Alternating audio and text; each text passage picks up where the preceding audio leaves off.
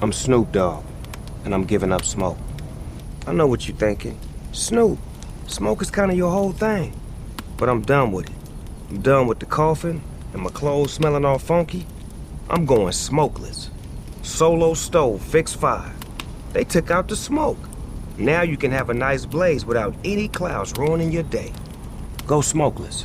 Go to solostove.com. Tell them Big Snoop Dogg sent you.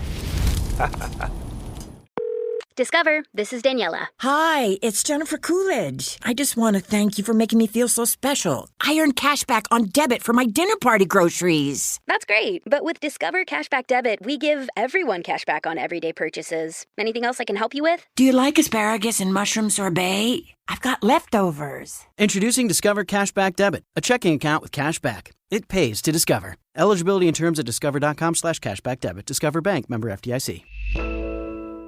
Here's Ryan Fagan from the Sporting News, our lead baseball writer.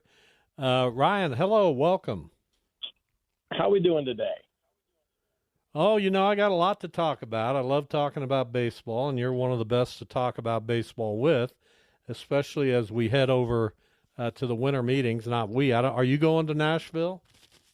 I'm not going this year, but I will be, ear to the Twitter, or eyes to the Twitter, or to the X, whatever you call it now. So, yeah, clued in, but not. So I'm going to start out with a complaint, and then we're going to get into the weeds a little bit and talk about individual players and teams and all that stuff.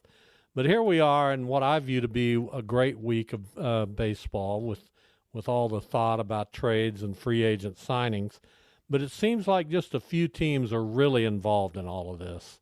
Wouldn't it be better for baseball to somehow figure out a way for all 30 teams to kind of be talked about and mentioned?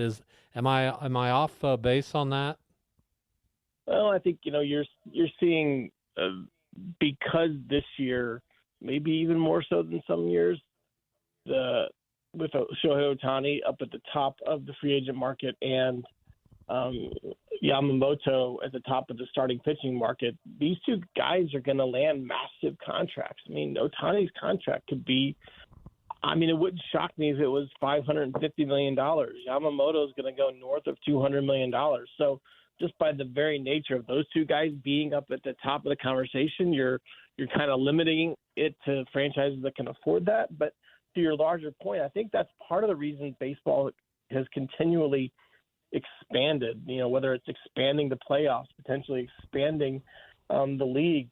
Now that the Oakland and Tampa situation seem like they're potentially at least getting towards a resolution, that's why. I mean, baseball wants to create a situation where more teams are going for it regularly, and if they're doing that during the season, they're going to do that in the off season as well. And I think that's why we've seen baseball kind of make some of the moves that it has.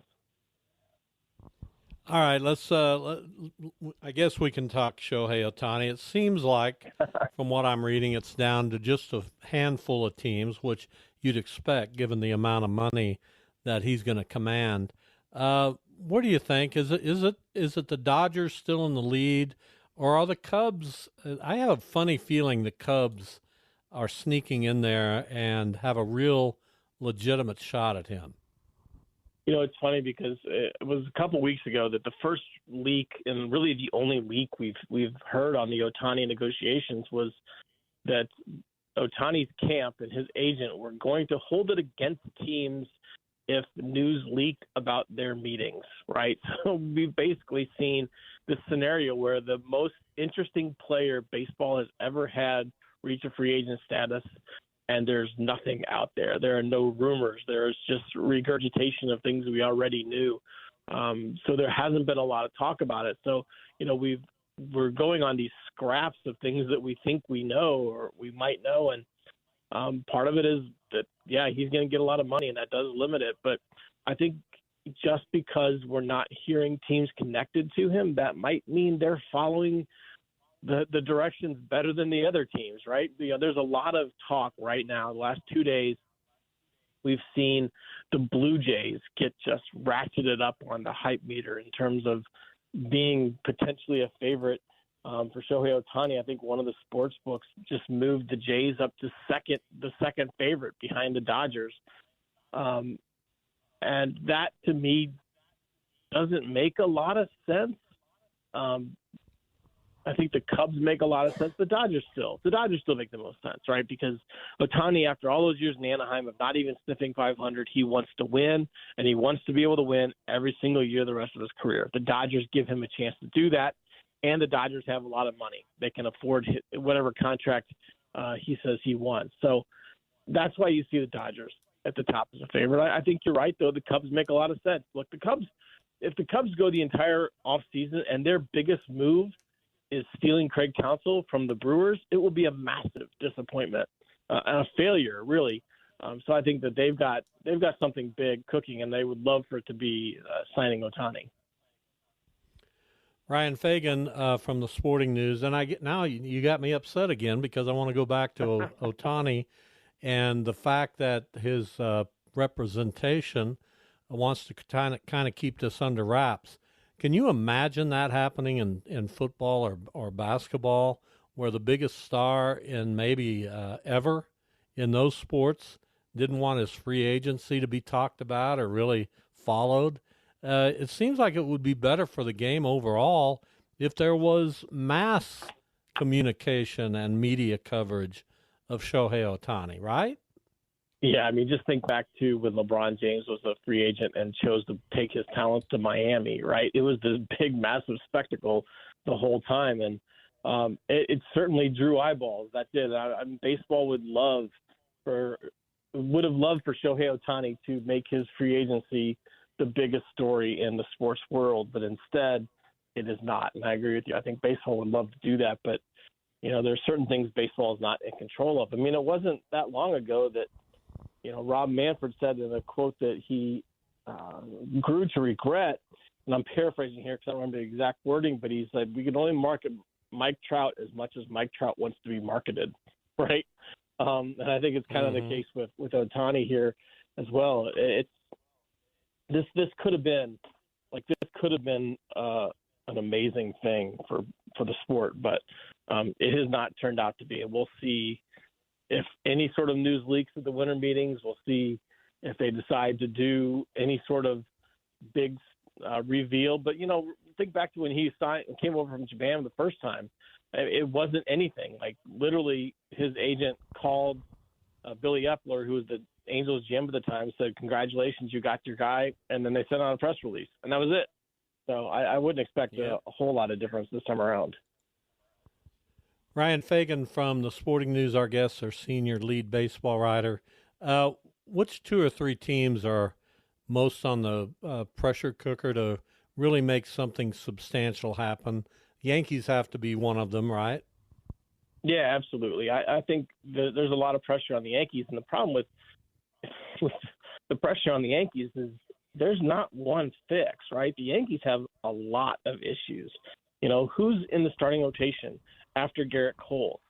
Who is going to be in the lineup around Aaron Judge, right? I mean, they have so many things they need to do, and the problem is they already have a ton of big contracts on the books, so they don't have a ton of flexibility. Like, look, they can absolutely, if they wanted to, if Hal Steinbrenner says we're going to get Yamamoto and nothing's going to stop us, they can make it happen, right? They could make it work. But with, the contract that, Giancarlo Stanton has, where he's playing 100 games a year, and that's probably best case scenario, I mean, they're kind of hamstrung a little bit, and so they're a team that's under pressure. I think the Giants are under a lot of pressure, trying to get that face of the franchise, the role that Buster Posey held for so long, and they really thought they had it last year with Aaron Judge, and then again with Carlos Correa. They didn't get any of those guys. They really want somebody to help them compete against the Dodgers in that division. I think the Mets are under a lot of pressure, even though maybe not as much as they would have been now that they have hired David Stearns, and they kind of are taking a longer-term approach, but they still want to be better. There are a lot of teams out there that are facing pressure. I think the Mariners are another one. Teams that are in position to go from good to great. We'll see which ones of those takes that next step. Ryan Fagan, our guest from the Sporting News. I'll get back to more general questions, but I'm going to, every time you're on the show, I'm going to ask you about the Cardinals. Of course. You live in St. Louis. I've been a Cardinals fan for 60 years. So what they've done is they have filled holes in their starting rotation with Lance Lynn, Kyle Gibson, and most recently Sonny Gray. Here's how I view it. They've replaced Jordan Montgomery with Sonny Gray. They've replaced Adam Wainwright and Jack Flaherty with Lance Lynn and Kyle Gibson. That doesn't get a team from 71 wins to championship contention. What else are they going to do, and don't they have to do more? I guess the question is what do they want to be, right? Do they want to be a team that's competing for the NL Central or one of the last wild cards? If they want to be that, they can be there. Because, I mean, watching that team last year, so many of their problems started in the first inning every single game, it felt like. The team ERA in the first inning was like 5.5. It was like 28th of the 30 teams or something along those lines. And so every game they started out and they were trailing 3-0 or 4-1 or 6-1, something like that. And that has an effect on the rest of the game. And I think that has an effect on the entire team, just always constantly feeling like you're trying to keep your head above water when you're getting knocked behind. So the hope from the Cardinals is that won't be the case this year. And maybe that's true. And look, I watched that team a lot last year, and I know they only won 71 games, and I know they were awful for stretches.